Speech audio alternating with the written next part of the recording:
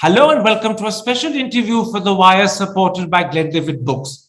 Is India at or approaching some sort of endemicity, or is that a premature conclusion? And secondly, will India fulfill its target of fully vaccinating every adult before the end of the year, or is that unlikely?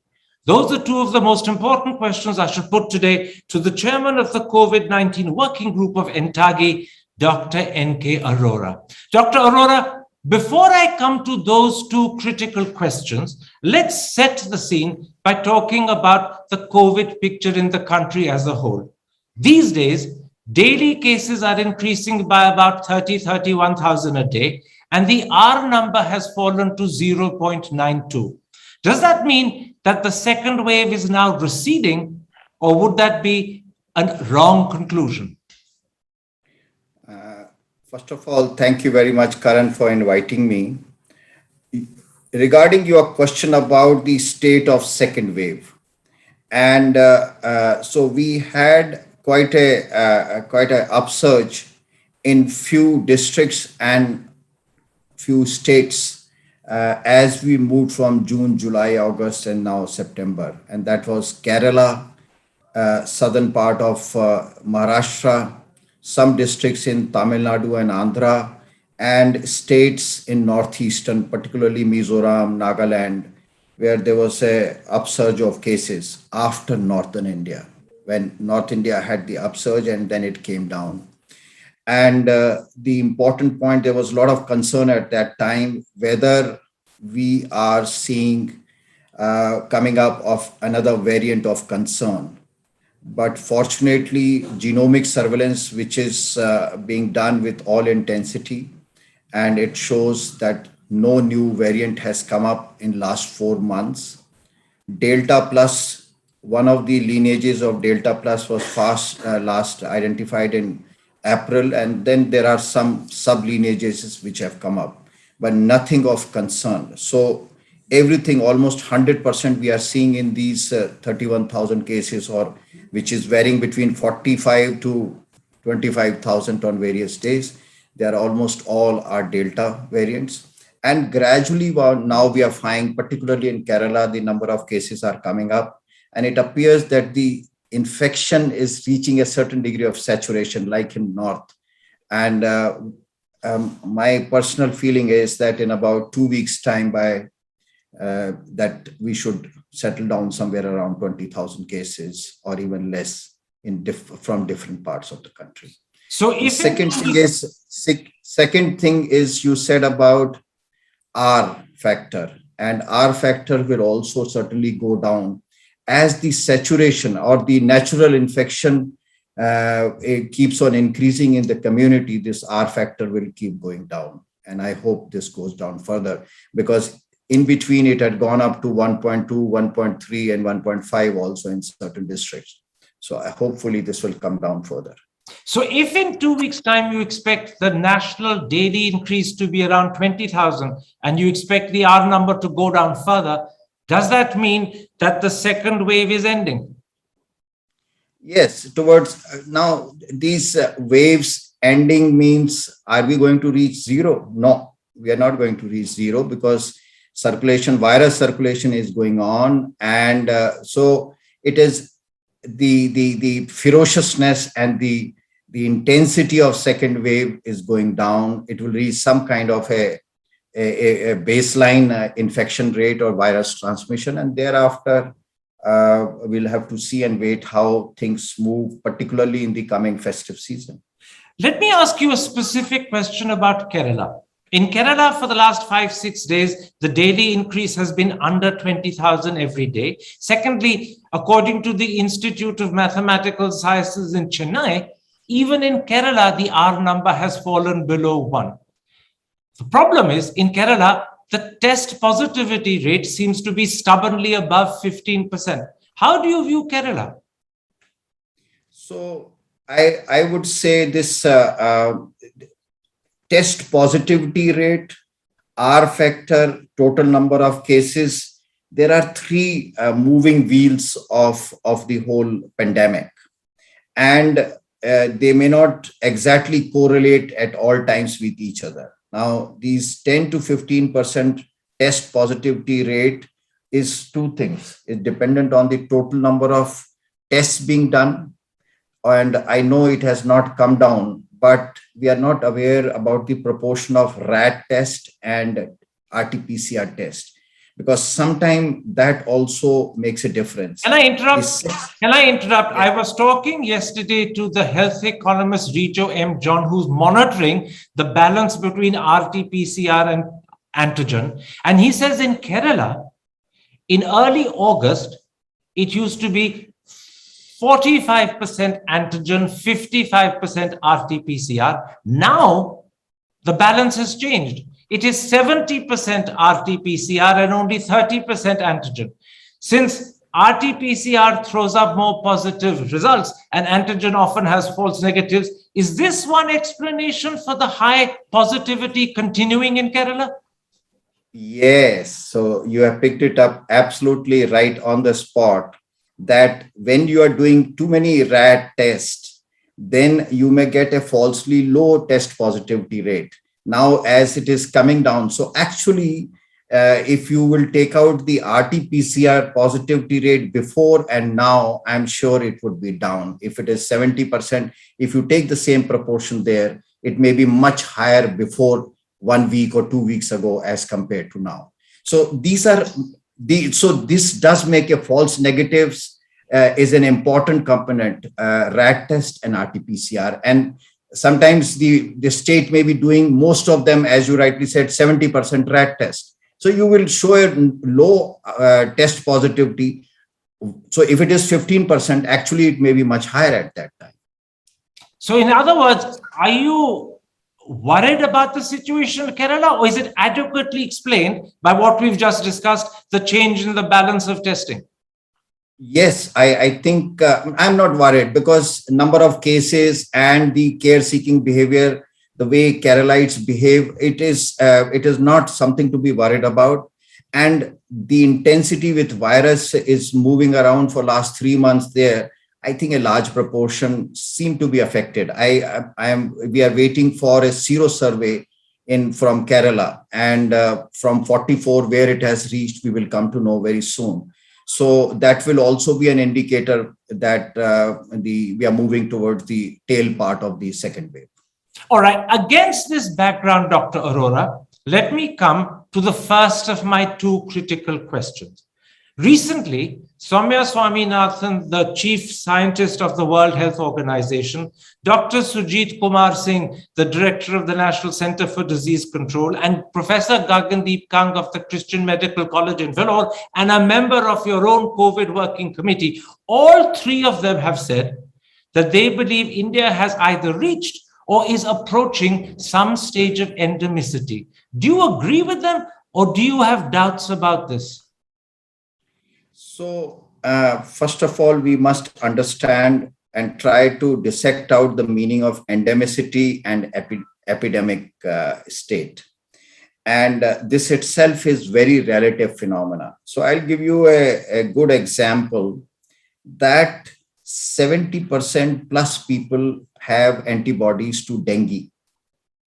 And every 3-4 years, we get a sudden surge.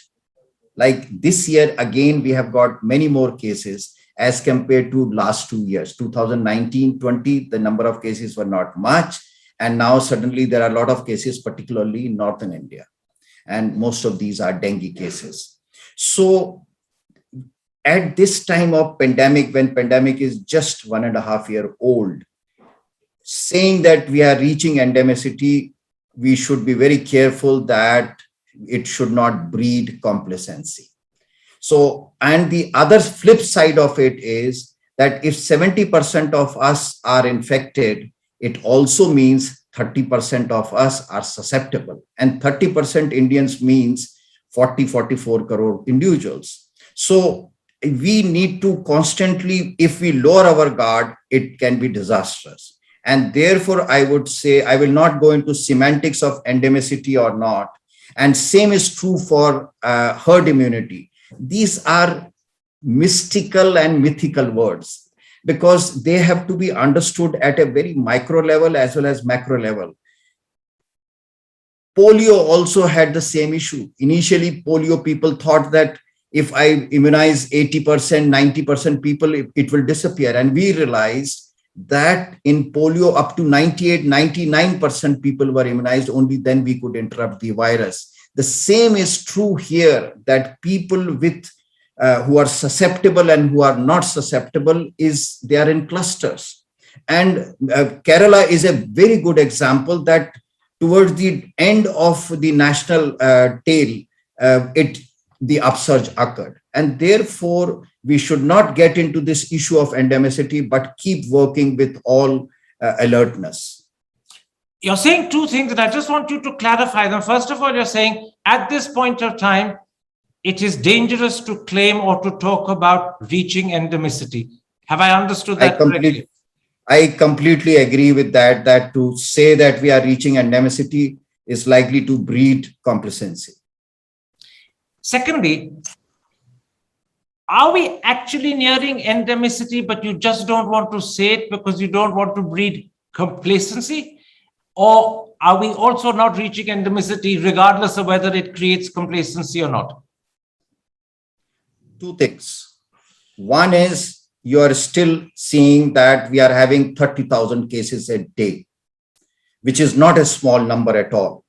The second is, this is a virus which in last 1.5 years has shown frequent variation in its behavior. Mutations and variants of concern are coming up. So therefore, to label myself that I have reached endemicity or I have reached herd immunity will be a mistake, and it may cause quite dearly to us. Okay, it is a mistake to claim we are reaching or we are near endemicity. Let me put you two further points made by Professor Swaminathan and Professor Kang. Both of them say that India is unlikely to see another wave as furious and ferocious as the second wave. What we will see are local and regional ups and downs. Would you agree with that? You are making 2 points. One is about the third wave by itself. I agree with that assertion that the third wave is unlikely to be as ferocious as second wave for more than one reason. One is that a large proportion of us have got natural infection. Second is the way we are going ahead with our immunization program, and as of today, almost 70% of adults have received at least one dose of any of the vaccines. And we know that these vaccines prevent severe disease and death. So these two things. And third thing is non-emergence of any new variant in last 4 or 5 months. Genetically and virologically, it is said that this virus is also now reaching a stage where frequent the mutation, we need to constantly look at it, but last 4 or 5 months nothing new has come globally or in India, and therefore the third wave is unlikely to be ferocious as we saw in April, May and June in this country. However, whether we are going to have regional outbreaks or national outbreak, if we go back to the January and February, the fire started somewhere in Maharashtra with Delta virus. It traveled across the western border up to North Delhi and then overtook the British variant in Punjab, went up north, and then started moving eastwards towards UP, Bihar, Maharashtra, Madhya Pradesh, Odisha, Bengal. That's the movement, if you remember those days. So, because when we look at the seroepidemiology data, and now the effort is that every state should conduct seroepidemiology at a district level, so we know the susceptible population. So it will all depend. So to me, it appears at the moment, if I look at broadly whatever seroepidemiology data is available, it varies between 70 or 75% to 85%. So a sizable proportion in every district is still susceptible. And therefore, if a wave starts and if we lower our guard, it may again have a similar wave effect, which I was trying to describe for a second. Absolutely. You're making two very important points. First of all, you're saying that, like Professor Swaminathan and Kang, you agree that if there is a third wave, it will not be as ferocious and as worrying as the second wave. And you gave 3-4 reasons why you think that is the case. But the second point you're making is one where you differ with them. You're saying that just like last time, when the second wave began in Maharashtra and then moved to Punjab and then moved eastwards, that could happen again. In other words, it's not necessary that it will remain local and regional because there are sizable, susceptible populations in other states. It can move from one state to the next. And therefore, although the third wave will not be as ferocious as the second, it could still be national rather than local and regional. I've understood that correctly, have I, sir? Yes, sir. One more point before I come to my second critical question, which is about vaccinations. Twice you've mentioned that no new worrying variant has been found by INSACOG in India. And actually, that's also true internationally since the Delta variant was identified earlier this year. And that is, in fact, confirmed by the recent INSACOG report, which came out 3-4 days ago. How confident are you that this means that if we haven't found a worrying variant for 4 or 5 months, we may not find one? Or is there still a chance that after a month or two, another horrible variant can emerge? Nature, very difficult to predict. Maybe an astrologer can do a better job than me, but as far as science is concerned, any kind of variant can come. We are at the moment just looking at mostly at the key portion which sticks onto the mucosa. Absolutely, but there may be sir. variants at other points. Therefore, I would You're putting keep it my perfectly. eyes, ears open.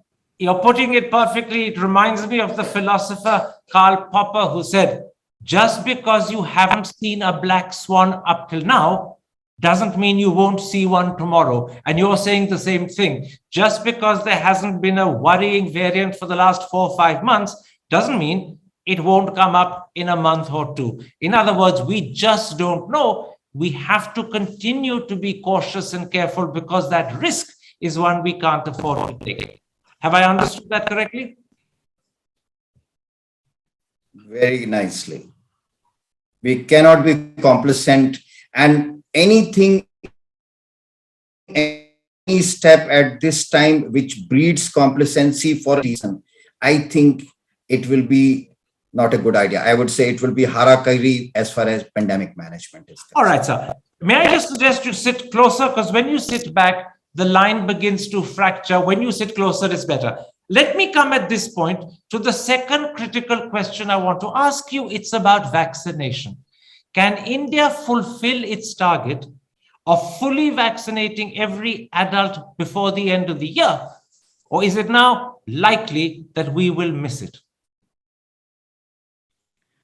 No, the supply line is adequate at this time. We have, as late as today morning, I understand that a supply line for the country for about 100 crore doses is available from various sources. And we have immunized as of today 84 crores. So that is what is required, and whatever is required is available. You have also seen the system capacity that we can do that. And in fact, if I remember last time, I said in a week, India immunizes 17 crore children with polio, although these are drops, but that makes around 2 to 3 crore children every day. And that is what we have seen, that when we use the same platform, it can be done. So the next question is whether we will be able to immunize completely 2 doses to all our adult population, which is around 90 crores. We are still looking forward to that milestones, and we should be able to achieve it. The supply line is now completely available. That's the critical second part of the question. The supply line is available. In other words, we have enough vaccines, to ensure that every adult is double vaccinated before the end of the year. The question is, can we actually vaccinate enough people per day to reach that target? Now, for the week ending September the 23rd, which includes the 17th of September, the day where we set perhaps a world record by vaccinating 25 million in a day, but the average daily vaccination for that week was 9.7 million. Now, I've calculated that if we can do 9.7 million every single day hereafter, including Sundays, we will double vaccinate every adult by the end of the third week of December.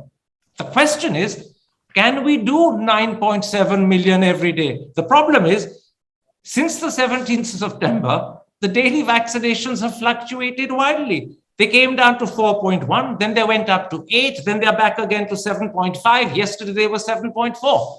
In other words, maintaining 9.7 is the challenge. Can we do it? Because the last 5 days have shown we can't. So, no, it is not question of maintenance. And I had come prepared for this answer, and I'll tell you what. The issue is we love our children also. And pediatric immunization is to be done. So every week, 2 days, when you find these dips, basically in different states nowadays has been fixed. Usually you will see on Wednesdays, there is a dip. And I think there is one other day. So you find these dips. Sunday. No, Sunday is a holiday. So Sunday, there is a dip more because of that reason. But in the week, that dips are there because pediatric immunization has been put in as at a very high agenda, and it has been considered as part of the emergency management. So we are immunizing those. So you will see during last 6 weeks or 8 weeks, every 7-8 days, there is a spike of 1.4 crores, 2.5, 1.2 crores, that's kind of thing. And I think that is what I'm not from program, but my sense and informal discussions is showing that this is how that there will be intensity for 1-2 days in a week or 3 days a week, and then you take care of the rest of the things so that average is maintained. So it is not question of every day. It is question of that week to week, one is able to manage a certain amount, about 7 to 8 crores or 6 crores. I take your point, sir. I take your point. But the challenge, even if you look at it weekly, is quite a great challenge because A, you accept Sundays are a holiday. So on Sundays, anyway, vaccination will dip. Then you said there are 2 other days when vaccinations dip because pediatric immunization takes priority, which means that the remaining 4 days have to make up for the dips on these 3 days. Can the remaining 4 days do that and still show that we are vaccinating at a weekly average of 9.7 a day? Can it do it? This system has the capacity, and watch that, whether it is doing. There is another thing, another dynamics which is happening. And I'm sure if you are watching a COVID dashboard, the second dosers is gradually increasing because during our last discussion, this can I stop with that? I'll come to second doses in a moment's time because there is a worrying concern expressed by today's Hindu on the front page. But let's leave that for a second. Let's finish this discussion. What you're saying to me is even though vaccination dips on Sundays because it's a holiday, and even though it dips for 2 other days in the week because pediatric immunization takes priority, you're confident that in the remaining 4 days, we will make up for the 3 days of dipping. And as a result, the weekly average will remain at 9.7, which we need. You're pretty confident of that. And let me just add, you're saying it because you believe it, not because you want to give the right impression to the Indian people. I believe it because whatever has been committed so far, we have been able to do it. The system has been able to do it.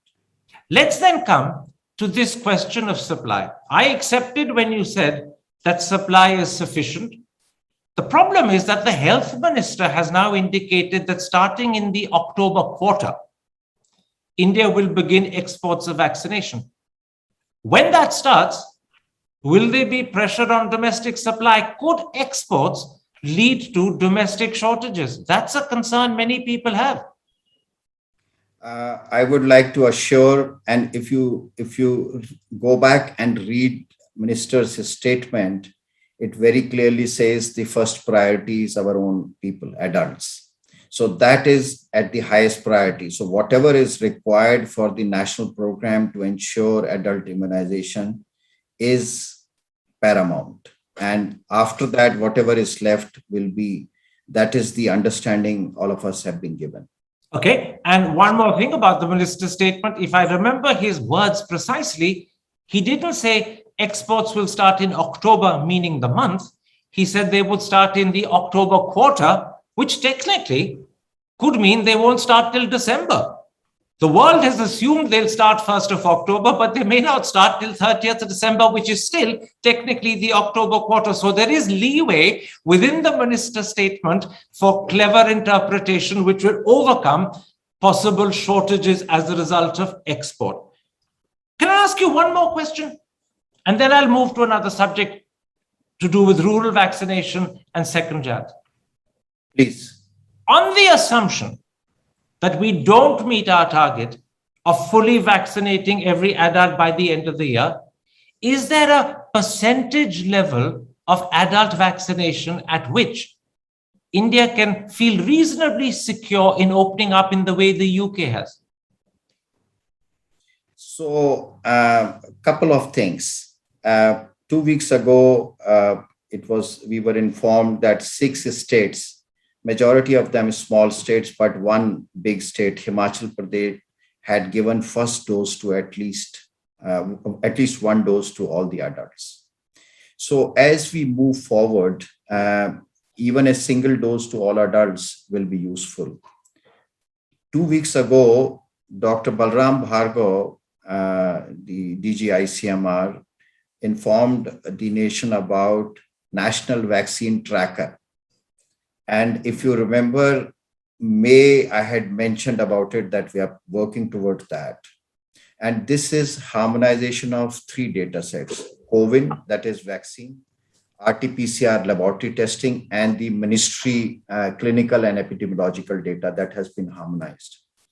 And that shows, it is very heartening to look at that single dose prevents 97% mortality, and 2 doses prevent 98%.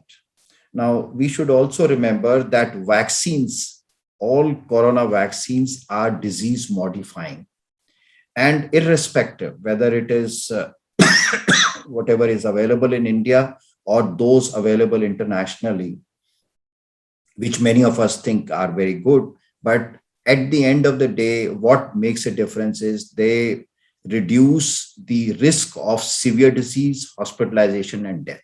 So then, and so we, if and it is, I have been given to understand that by end of October, most of the adult Indians will get at least 1 dose, and then second dose will keep up. So are you saying when all adult Indians have got at least 1 dose, which you believe will happen by the end of October, at that point, India can feel reasonably secure in opening up in the way the UK has done? That is the percentage level of vaccination at which reasonable security can happen, when every adult has at least 1 dose. I will not commit. I think this needs a deeper kind of a discussion. And I will think a formal discussion will be required, pros and cons of this kind of opening which you are talking about. Okay, but it will give reasonable amount of confidence to the country, to the administration, and to the health system that we are in a reasonable safe zone. Let me now at this point raise a concern, particularly about rural vaccination. Anurag Behar, the CEO of the Azim Premji Foundation, who is working with over 1,000 primary healthcare centers in rural and tribal districts across 13 different states, told us last week that in 20% of primary health centers, there is a shortage of vaccinators, not vaccines, but vaccinators. Secondly, because uploading data on the computer takes so much time, More time is spent handling data than giving vaccines. But the most worrying thing, he said, is that because we don't record addresses of people, getting them to come back for their second dose after they've taken their first can be a problem.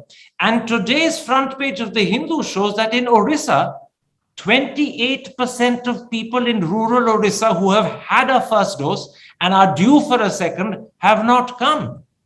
Are you worried about these problems?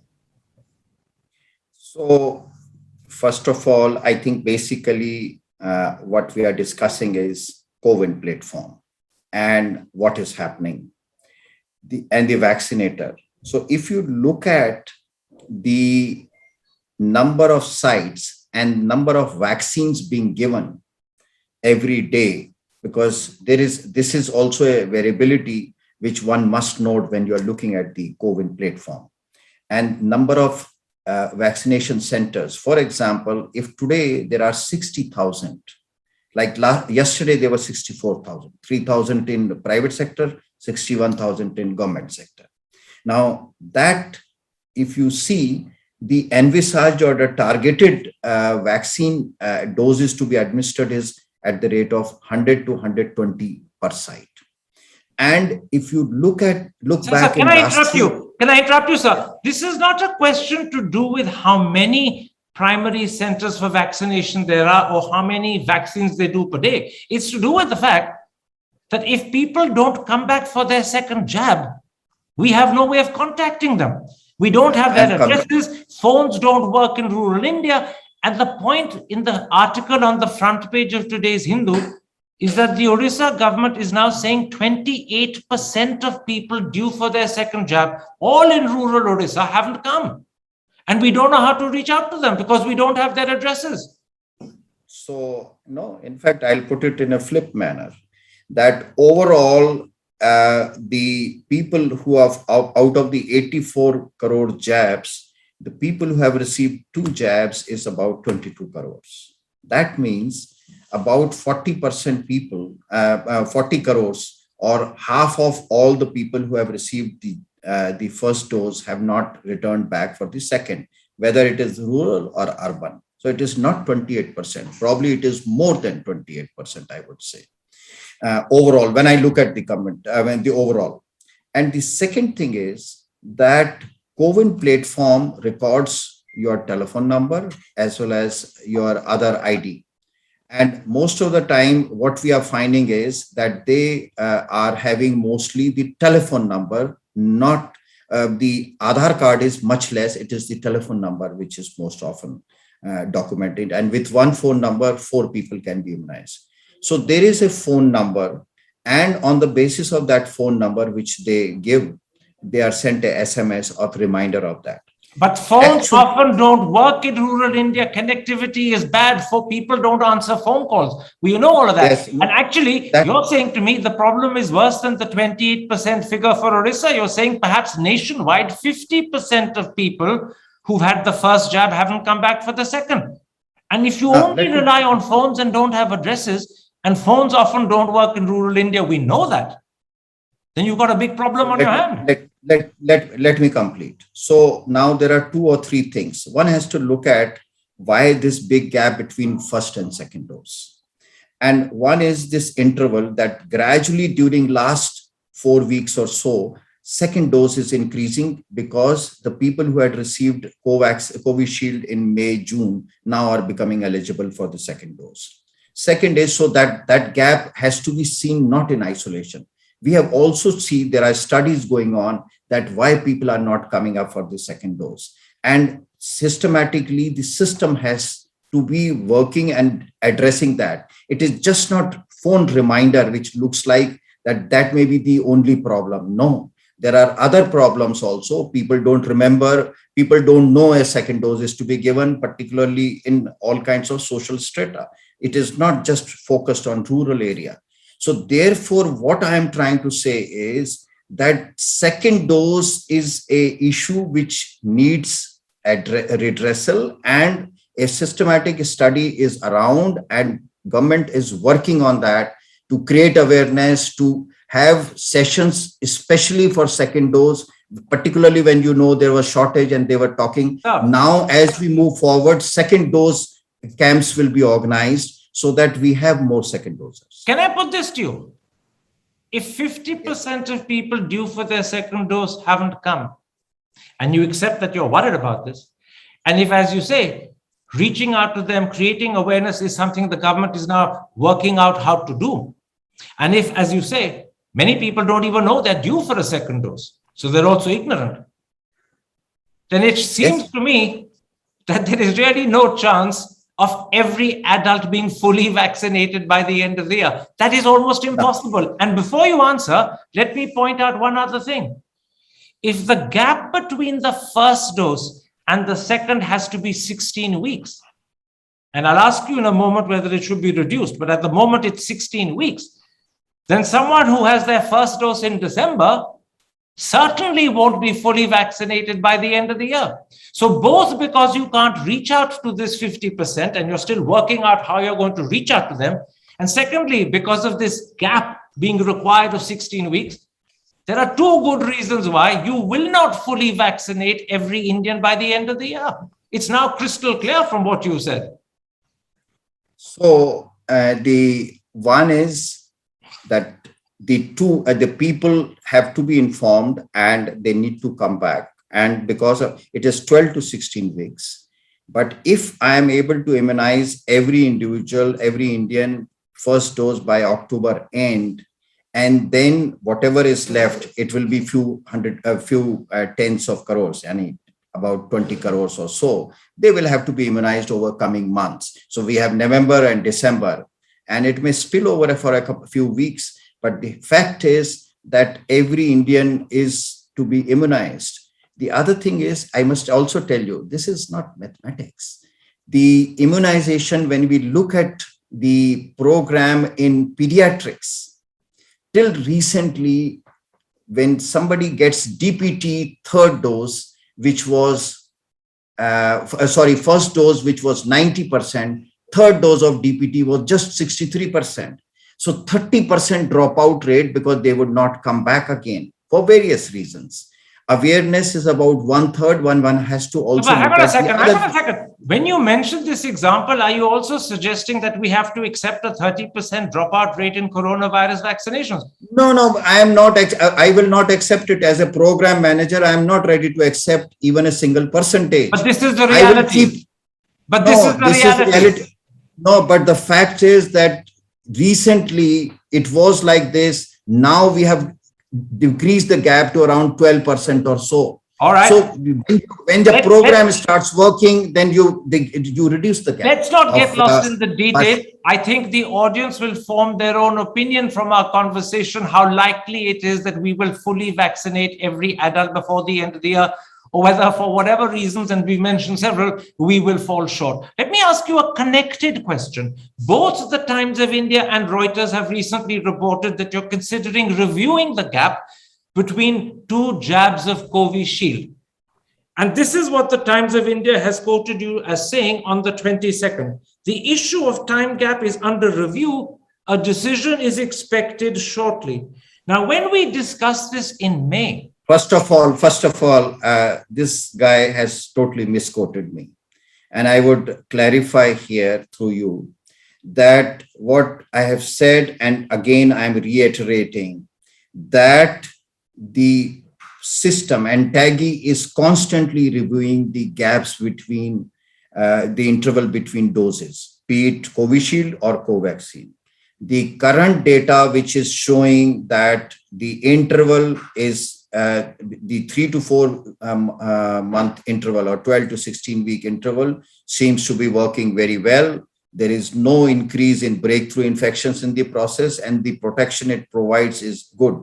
So we are constantly, and whatever decision is made, it is in the best interest of the national protection policy.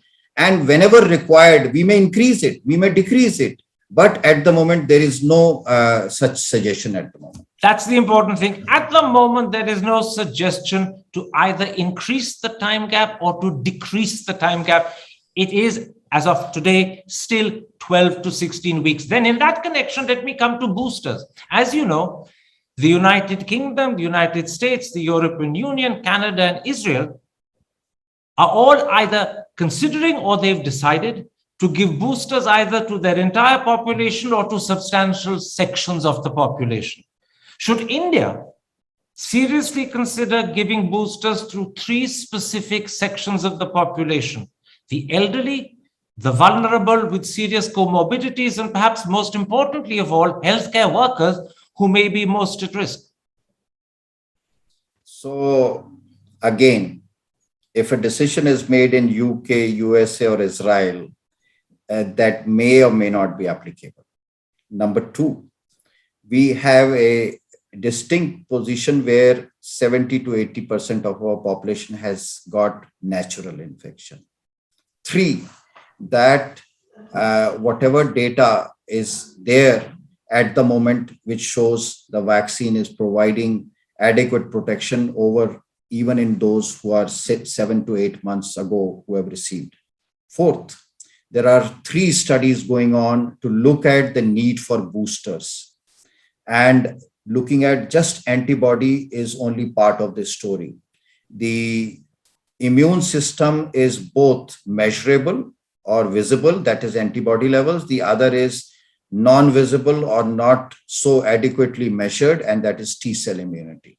And both are working. In fact, T-cell immunity seems to be working more than the antibody. So just declining antibody level is not the only idea. Fifth thing is that issue of vulnerable population, whether sick individuals or elderly or other conditions for those who are immunosuppressive. There is already work going on, and as and when required, decisions will be made based on scientific evidence. Coming to the health workers, and the health workers is that they have been immunized. Now they are working. In fact, this is very interesting that there are several studies of health workers in this country and those who have been immunized. The breakthrough infection right from beginning, studies starting from April onwards till now, the breakthrough infection is 2 to 10%. The severe infection is very rare. And there is another dimension in immunization. Before we get lost in detail, one last this thing, that health workers, when they are working, they are constantly being exposed to the virus. And there is some kind of a boosting effect is also taking place. So even health workers are under part of the study, whether they really require or they are getting natural boosters. So you've said one very important thing, that 3 separate studies are being done to look into the question whether boosters are needed. These studies will look not just at antibody levels, but also T-cell immunity. But you added then that health workers, while they are working, are getting exposed, and that exposure itself is building up further immunity. Now, the problem is that the demand for health workers being given boosters comes from hospitals in Bombay. It's been in the papers. They're insisting that they believe it is essential for health workers in particular. You're saying to health workers that actually your work itself, which exposes you to people who are infected, is building up further immunity. See, I am saying the possibility, and that possibility is a distinct possibility. Health workers are a part of the booster studies, and the decision has to be very scientific. It cannot be on emotions. Okay, that's absolutely clear. The decision has to be scientific. It cannot be on emotions, and therefore health workers ought not to look at this from their personal point of view. It has to be looked at scientifically, and it has to be looked at nationally. My last question, and I'm picking up on what you said a moment ago about the National Vaccination Tracking Program. Now, in the last interview I did with you on the 28th of May, and I've deliberately double-checked this, so what I'm about to say is absolutely certain. You, with great pride, boasted that within 1 week or 2, India will have created a national vaccination tracking platform that would collate different types of data about vaccination, about infection and illness. 4 months have passed since the 28th of May, and that platform doesn't exist. 4 months, not 1 week or 2 weeks, as you with such pride said to me. How do you account for this huge delay? The system is working, and because data is to be seen in a way that consistency comes through before it is made public. It is already working for last 6 weeks, and data is available. Are you saying that vaccination tracker is up and running? Yes, that's what I'm saying. It is not in public domain at the moment, but in this week or next week, it will come in the public. But hang on a second. I want to read to you what Professor Gagandeep Kang, a member of your COVID working group, wrote in the Times of India yesterday. I'm quoting her. We need data at the individual level. Who is being infected and where, by what, when, and how. We need to understand how long protection lasts after vaccination. Without documenting and linking testing and vaccination data, this will not happen. And I double checked with her. That vaccination tracker is not up. As a member of the COVID working group, she would know if it were up. She wouldn't write this in the Times of India, but she did. And what she's saying is because the tracker isn't up, we cannot scientifically evaluate either the success or the limited failure of our strategies. We can't scientifically evaluate how the disease is behaving. And you're telling me this tracker is up. How come she doesn't know? So I will, without kind of focusing on that, it is in the committee, and the people who are of the know that the tracker is working. In fact, some presentations have also been done. I will just stop at that. If you say So, it's only just people, you're saying only people in the know. You're saying only people in the know, including. No. Are you saying why are you trying to? No, she has written yesterday. Then because it has been presented to our committee also last week, and it has been, and the results have been shared with the. Hang on a second. A moment ago, you said the tracker had been running for 5-6 weeks. Now you're saying it was presented to the committee last week. So has it been up only for 1 week? No. The tracker has been prepared by ICMR. I am chair of that committee, so we know that it is working. It was made public 2 weeks ago by Balram Bhagar, 2 or 3 weeks ago, I think. And then after that, it has been presented to our committee also. When you say it was made public, is it in the public domain? Because a moment ago you said it was not in the public domain. Public means the data was presented to the press, and that this is functioning, and that data came. The harmonization of data between vaccine and the testing has been done, and so it is working. So in other words, Gagandeep Kang has written, Karan, I think what Gagandeep is saying, that she wants access to individual data. I think that's what she wants to say. Okay. And for that, there is a different mechanism, that access to individual data, how it is to be given and how. But this tracker, she's aware, and the findings were presented last week. All right. But it is functional. It is functional by last. I will accept your word. I imagine other people listening to this will perhaps have their own questions in their mind, but I will accept your word. I want to end not just by thanking you, Dr. Arora, for this comprehensive interview, but also in particular for honestly saying that at this stage, to talk about endemicity is dangerous. It could breed complacency. Even if one accepts that 70% of the country has been infected, that still means 30%, which is, as you said, 40 to 44 crore remain uninfected. And as a result of this, you also said, it's not necessary that when we have ups and downs, they will only be local and regional, just like the second wave, which began in Maharashtra and spread to Punjab and then spread to the east. Even this time round, local problems can spread to other states where there are sizable, susceptible populations. So on both those counts, you're saying, it's too early to claim endemicity, and it's too early to say the waves, if they happen in future, won't be national and only local and regional. And I think those are two important messages from you, which will help people understand and hopefully make them aware that the need to be safe and to behave cautiously remains paramount. Thank you very much indeed, Dr. Arora, for the time Thank you've you very given. much. Take care. Thank you very much. Stay safe.